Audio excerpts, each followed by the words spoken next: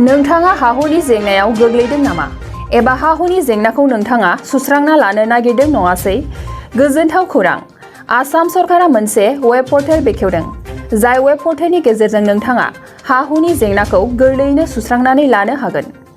लोगोसे आसाम सरकारा मोनसे हेफाजाब जानबुं अनजिमा फोसावदों।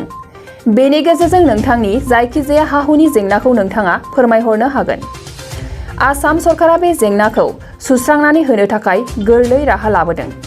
हाहुनि जेंनाखौ सुस्रांना होनो खोथा होनाय बायदि आसाम सरकारा हाबा मावनो सिगांबोदों आरो बेनि हाबा मावनाया जागायबाय। जेंनाखौ सुस्रांना होनो सरकारा मा वेब पर्टेल आरो हेफाजाब जानबुं अनजिमा फोसावखो नोंथांमोना मिथिना लादो।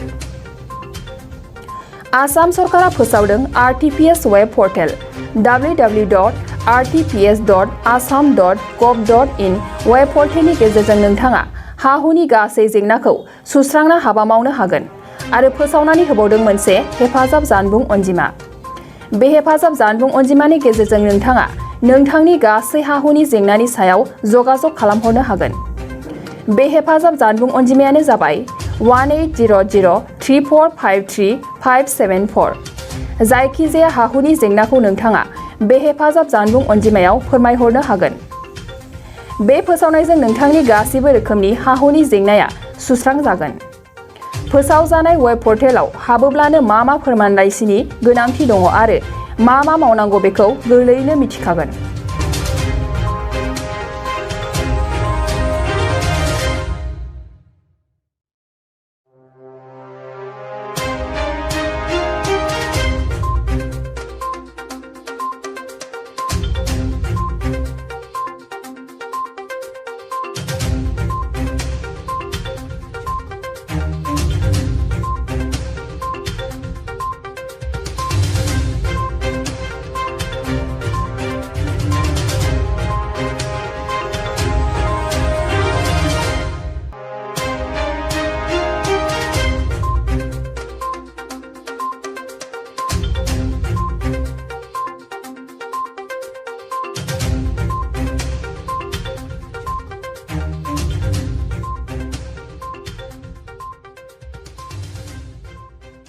नोंथाङा सरखारि साख्रि नागिरदोंना?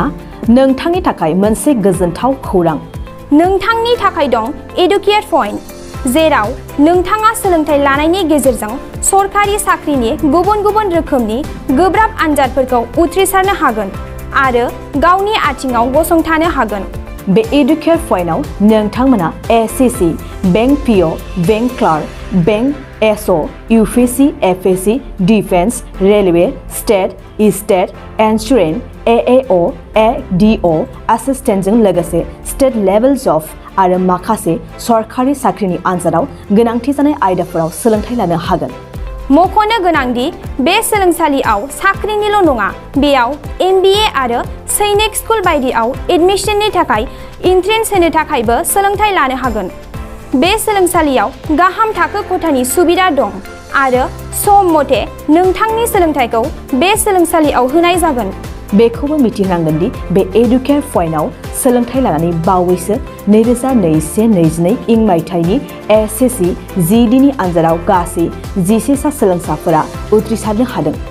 बारा नङा, गासै 15,000 रांजोंनो नोंथाङा बे सोलोंसालियाव 6 दानसिम सोलोंथाइखौ लानो हागोन।